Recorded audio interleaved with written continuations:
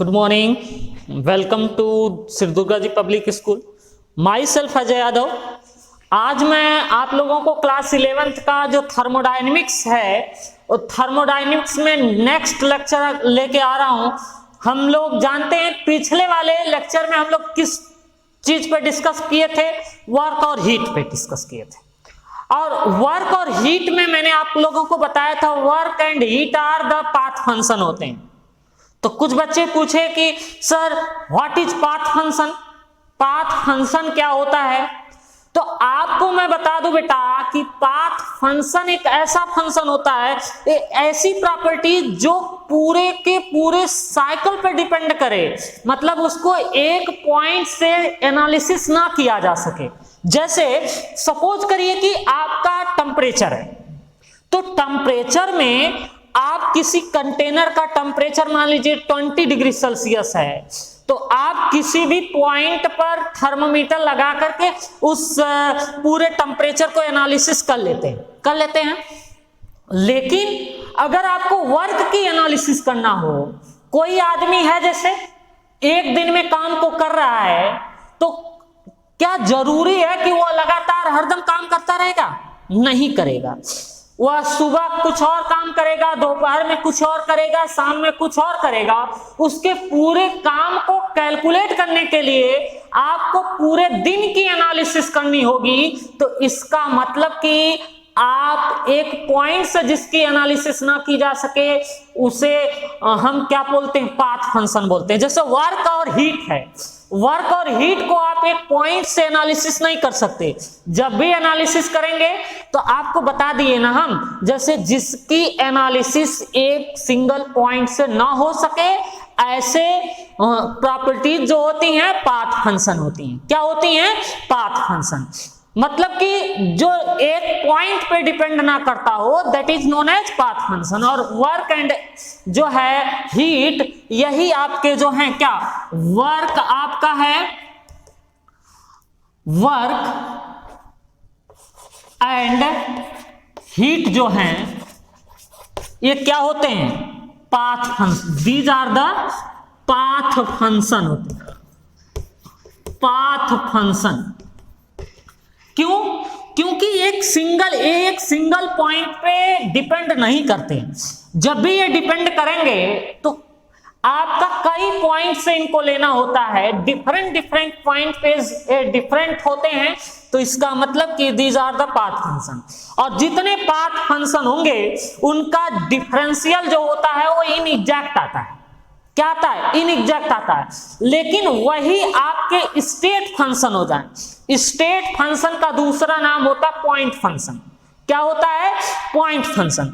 Point function का मतलब जिसको एक पॉइंट से पूरा का पूरा कैलकुलेट किया जा सके, पूरा का पूरा ऑब्जर्व किया जा सके, एनालिसिस किया जा सके, ऐसे को हम बोलते हैं पॉइंट फंक्शन। तो पॉइंट फंक्शन अभी हम जिक्र करेंगे।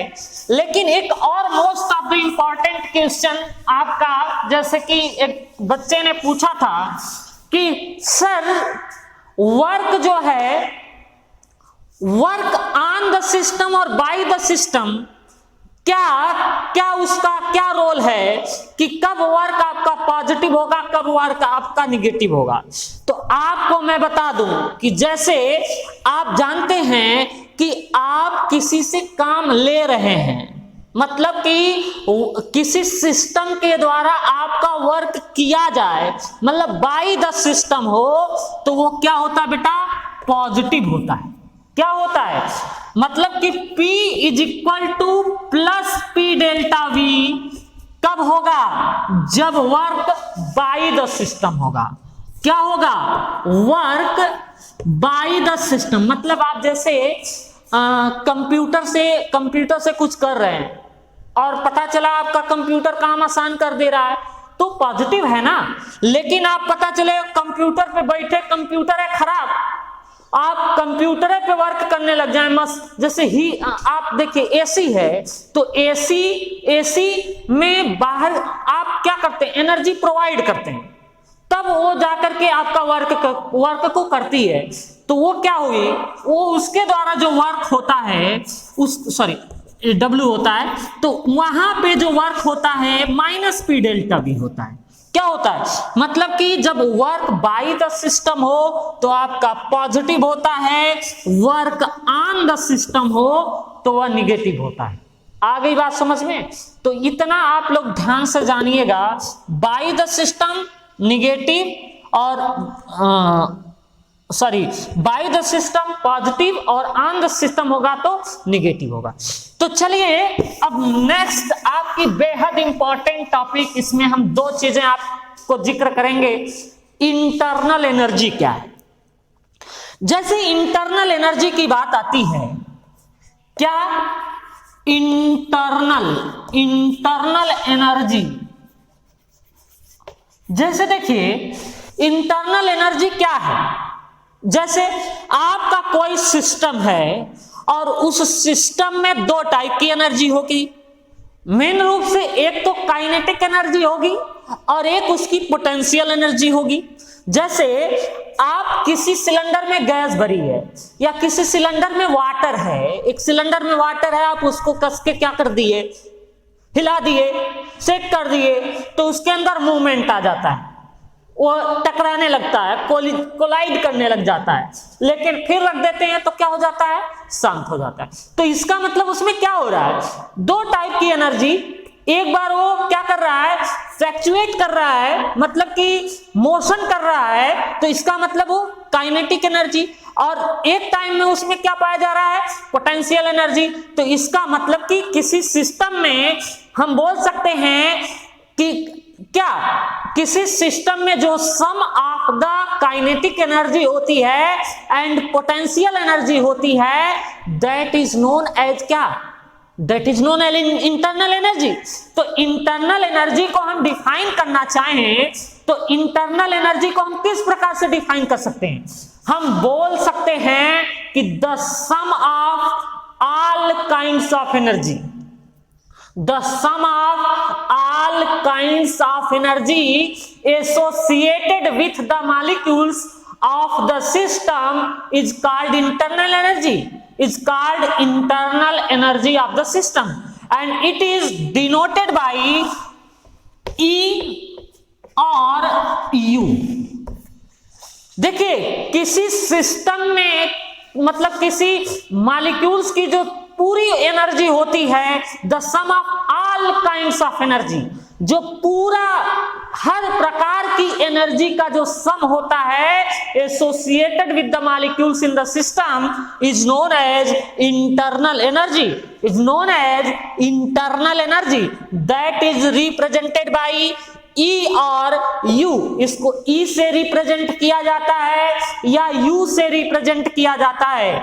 तो इंटरनल एनर्जी बराबर क्या हुआ, इंटरनल एनर्जी बराबर क्या होगा, kinetic energy plus potential energy, kinetic energy plus potential energy. तो इस तरह से आपने देखा internal energy is equal to क्या होता है, kinetic energy plus potential energy. अब आप जानते हैं कि काइनेटिक एनर्जी जो होती है, जैसे कि काइनेटिक एनर्जी में क्या होता है, kinetic energy is equal to the sum of electronic energy. जो काइनेटिक एनर्जी किसके इक्वल होती है, आपको बता दूं कि kinetic energy is equal to होती है सम ऑफ इलेक्ट्रॉनिक एनर्जी, कौन एनर्जी, इलेक्ट्रॉनिक एनर्जी, और प्लस इसके साथ साथ वाइब्रेशनल एनर्जी। किसी मॉलिक्यूल्स के अंदर इलेक्ट्रॉनिक एनर्जी होगी, वाइब्रेशनल एनर्जी होगी, और वाइब्रेशनल एनर्जी के साथ साथ जो है रोटेशनल एनर्जी होगी, जिसको ई रोटेशनल एनर्जी होगी, और रोटेशनल एनर्जी के साथ साथ आपका जो है ट्रांसलेशनल एनर्जी होती है, जिसको हम ई ट्रांस से दिखाते हैं। किससे दिखाते हैं, ई ट्रांसलेशनल एनर्जी। देखो हमने क्या बोला कि kinetic energy is the sum of electronic energy, vibrational energy, rotational energy and trans energy. तो आपने क्या देखा कि जो आपका रोटेशनल एनर्जी और जो है ट्रांजिशनल एनर्जी है और वाइब्रेशनल एनर्जी और इलेक्ट्रॉनिक एनर्जी का जो सम होता है उसको हम काइनेटिक एनर्जी कहते हैं। तो काइनेटिक एनर्जी होती है किसी मॉलिक्यूल्स की सिस्टम में, और आपको इंटरनल एनर्जी पूछा जाए तो इंटरनल एनर्जी बस आप इतना बताएंगे, the sum of all kinds of energy, the sum of all kinds of energy associated with the molecules in the system is known as internal energy. And internal energy बराबर kinetic energy plus potential energy होगा, और potential kinetic energy बराबर आपका क्या होता है, kinetic energy is the sum of electronic energy, vibrational energy, rotational energy, translational energy.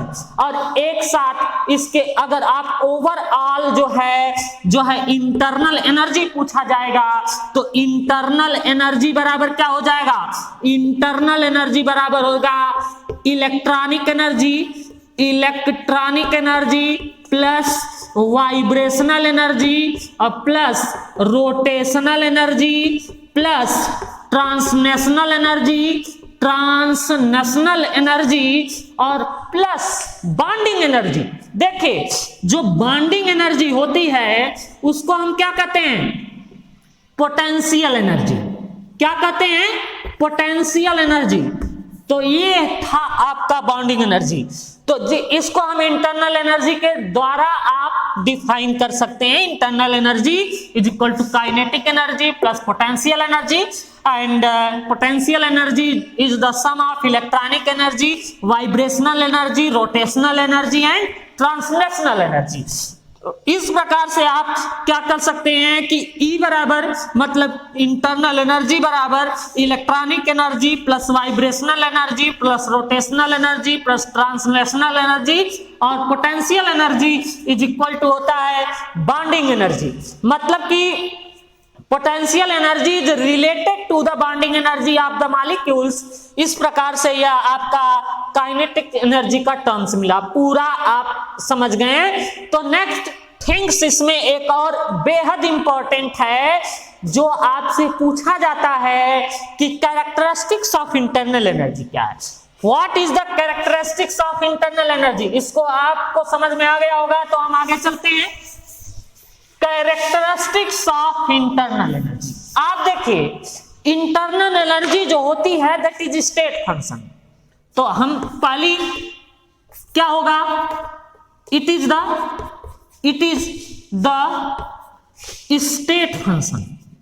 क्या होती है, स्टेट फंक्शन होती है। ओके, स्टेट फंक्शन देखिए आपको मैंने बताया ना केवल वर्क और हीट जो होते हैं पाथ फंक्शन होते हैं, लेकिन यह क्या है, स्टेट फंक्शन है। और जितने स्टेट फंक्शन होते हैं सबका डिफरेंशियल जो होता है एग्जैक्ट होता है। मतलब कि दैट इज क्या है, दैट इज हम बोल सकते हैं डेल्टा ई बराबर E2 minus E1, E2 minus E1, delta E बराबर E2 माइनस E1 होता है। और इसका जो है यह एक एक्सटेंसिव प्रॉपर्टीज होती है। आपको बताया था ना extensive properties, intensive properties. Extensive property जो क्वांटिटी पे डिपेंड करती हो that is known as extensive property. Internal energy quantity पे डिपेंड करती है और जब करेगी तो दैट इज एक्सटेंसिव प्रॉपर्टी होगी। और इट हैज एग्जैक्ट डिफरेंशियल, इसके पास एग्जैक्ट डिफरेंशियल होगा। मतलब कि आपका डिफरेंशियल 1 to 2 डेल ई बराबर आपका E2 माइनस E1। तो यह आपका ये इंडिकेट करता है कि यह आपका यह एक एग्जैक्ट डिफरेंशियल आएगा। और इसके साथ साथ अगर देखा जाए कि for the cyclic process the internal energy change जो होती है डेल्टा ई बराबर 0 होती है। मतलब कि जो डेल्टा ई है बराबर 0 किसके होगा, फॉर द साइक्लिक प्रोसेस के लिए। जो साइक्लिक प्रोसेस है and its unit are calorie और जूल होती है। इसकी यूनिट क्या होती है, कैलोरी या फिर जूल होती है। ओके, तो कैलोरी या फिर जूल होती है इसकी यूनिट। अब हम बात करेंगे state and explain the first law of thermodynamics. देखिए बेहद इंपॉर्टेंट,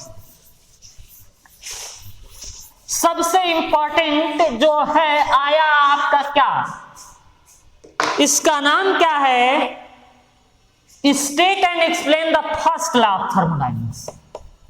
क्या है? First law of thermodynamics.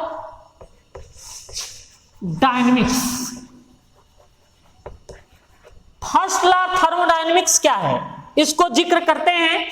तो फर्स्ट लॉ ऑफ थर्मोडायनेमिक्स को हम बता दें आपको कि इसको law of conservation of energy भी कहते हैं। Law of conservation of energy, अब आप जान गए होंगे कि law of conservation of energy जो है क्या है। Law of conservation of energy का मतलब होता है energy can not be create nor be destroyed. Energy can not be create nor be destroyed. तो आप बोल सकते हैं the first law of thermodynamics is also known as law of conservation of energy, and it state that इसका statement क्या है, the statement of the first law of thermodynamics is energy cannot be created nor be destroyed. Energy cannot be created nor be destroyed, but it can be changed from one form to the another form. मतलब कि energy को एक form से दूसरे form में transfer किया जा सकता है, एक्सचेंज किया जा सकता है, लेकिन पूरा का पूरा एनर्जी को डिस्ट्रॉयड नहीं किया जा सकता। तो मतलब कि हम बोल सकते हैं energy can not be create nor be destroyed, but it can be change from one form to the another form. तो ये तो स्टेटमेंट हो गया। अब जो है जैसे कि mathematical representation, mathematical form of first law अगर बोले, मैथ क्या हमने देखा है, मैथमेटिकल जो है, मैथमेटिकल अगर हम रिप्रेजेंट करेंगे, मैथमेटिकल जब हम रिप्रेजेंट करेंगे तो हम मान लेते हैं let E1 is the internal energy. Mathematical form of first law. Okay, तो mathematical form of first law तो हम मान लेते हैं कि let E1 is the internal energy। कौन एनर्जी? इंटरनल एनर्जी है। Okay, let E1 is the internal energy of the system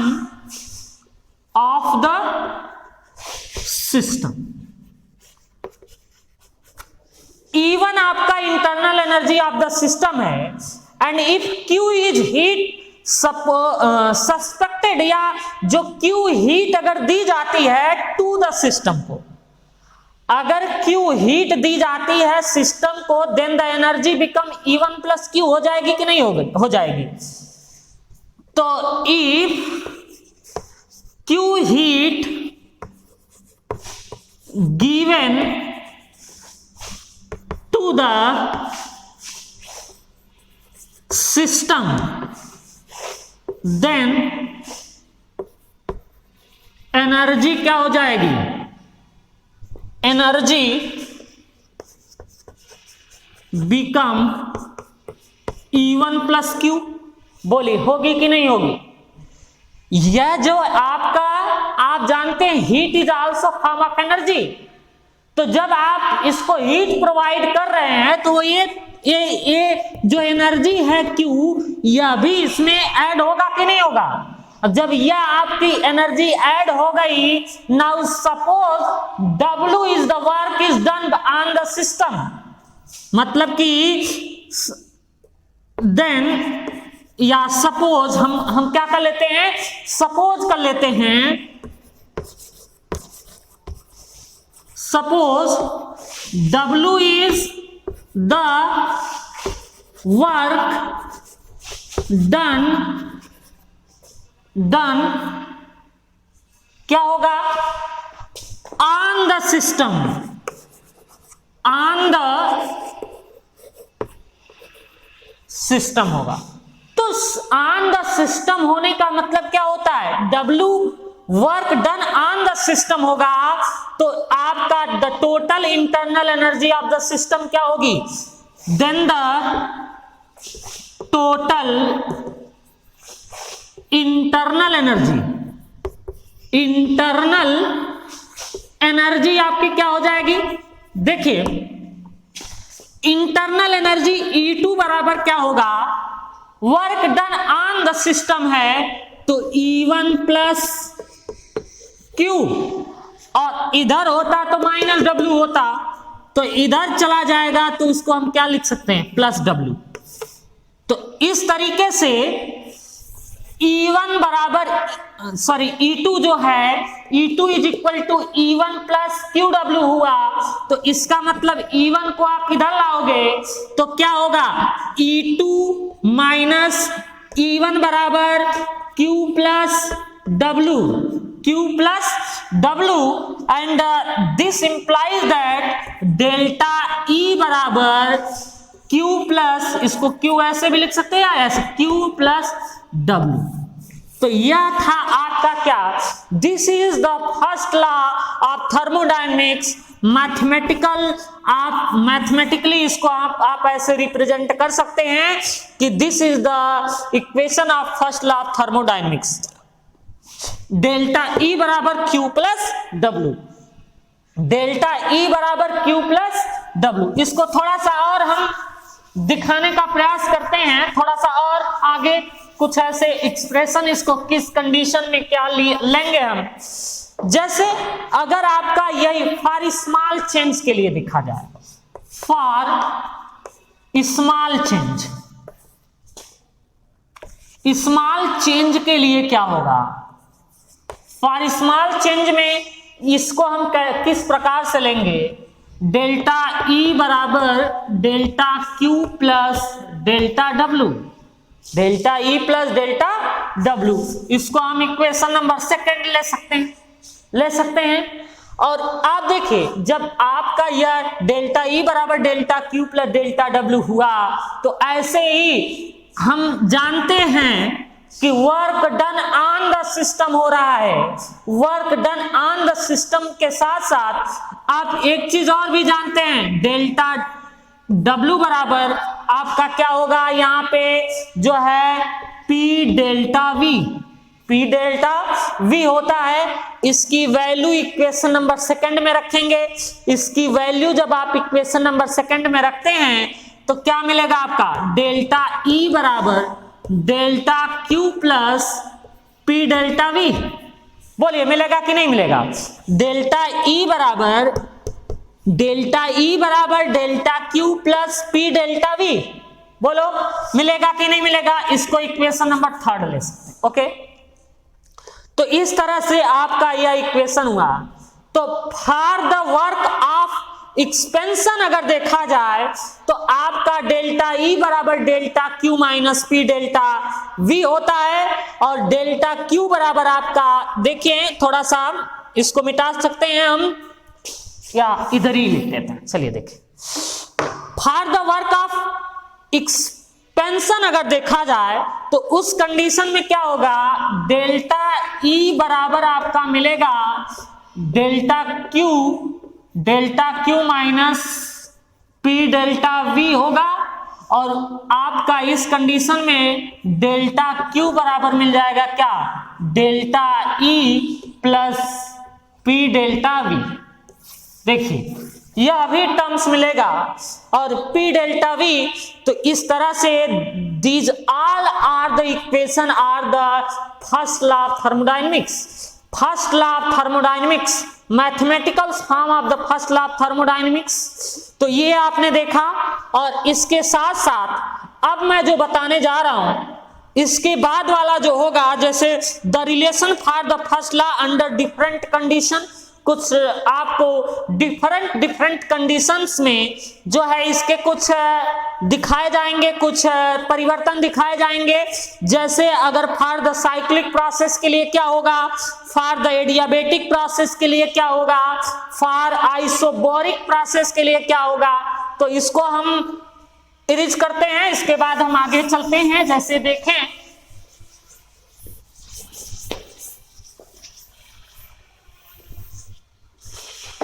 जैसे आपका है फॉर द साइक्लिक प्रोसेस के लिए देखा जाए, पहला साइक्लिक प्रोसेस, ओके।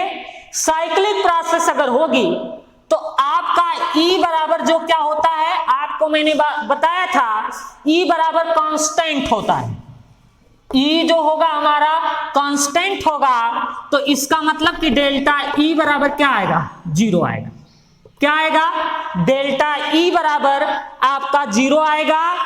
तो इस प्रकार से आप इक्वेशन से देख सकते हैं कि आपका क्या हो जाएगा, डेल्टा Q बराबर माइनस P डेल्टा V होगा। डेल्टा Q बराबर माइनस P डेल्टा V आएगा। तो इसका मतलब कि हम बोल सकते हैं heat supply to the system is change the work done by the system. Heat supply to the system, heat supply to the system is change the work done by the system, is change the work done by the system। तो आप next जो है ये था cyclic process के लिए। Cyclic process के बाद आता है जैसे फॉर एडियाबेटिक प्रोसेस, तो एडियाबेटिक प्रोसेस, कौन बेटिक, देखिए एडियाबेटिक प्रोसेस के लिए जो है, एडियाबेटिक प्रोसेस में डेल्टा Q जो होता है आपका 0 होता है। मतलब डेल्टा Q जो होता है कांस्टेंट होता है, और डेल्टा Q जो है आपका कांस्टेंट, मतलब एडियाबेटिक प्रोसेस एक ऐसी प्रोसेस होती है जिसमें ना तो बाहर की हीट अंदर ली जाती है, ना तो अंदर की हीट बाहर दी जाती है। तो जैसे आपके घर थर्मस होता है, और उस थर्मस में क्या होता है, जो अगर चाय रख दी जाए गरम तो वो गरम पड़ी रहेगी, चाय वो मतलब आप सुबह रखेंगे शाम तक चाय वैसी पड़ी रहती है। तो वो एक एडियाबेटिक प्रोसेस होती है, और जो उसकी वाल होती है वो एडियाबेटिक वाल है। तो इस डेल्टा Q बराबर जब 0 मिला तो इसका मतलब क्या होगा, डेल्टा E जो एनर्जी होगी P डेल्टा V आएगी, P डेल्टा V। मतलब कि ये आपने देख लिया। इसके बाद आइसोकोरिक प्रोसेस के लिए आपको आइसोकोरिक प्रोसेस में बताया गया था जो प्रेशर कांस्टेंट होता है। आइसोबोरिक प्रोसेस, आइसोबोरिक प्रोसेस, इसमें जो होता है देखिए बेटा, प्रेशर जब कांस्टेंट होगा, P is equal to constant जब मिलेगा, तो देखिए P अगर कांस्टेंट है तो डेल्टा P बराबर क्या हो जाएगा, 0 होगा। और जब डेल्टा P बराबर 0 हुआ तो इस कंडीशन में आपका क्या होगा, आपका डेल्टा E बराबर delta Q plus P delta V जो मिलेगा, W बराबर डेल्टा E बराबर क्या होता है, delta Q plus P delta V होता है ना। तो ये चीज होगा। और एक और मैं बता करके उसको समाप्त करता हूं, आइसोकोरिक प्रोसेस।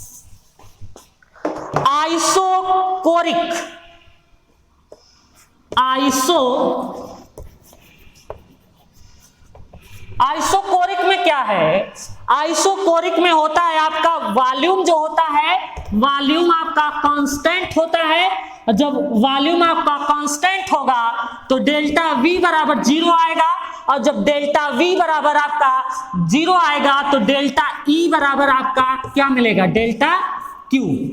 तो ये था आपका first law of thermodynamics of mathematical representation.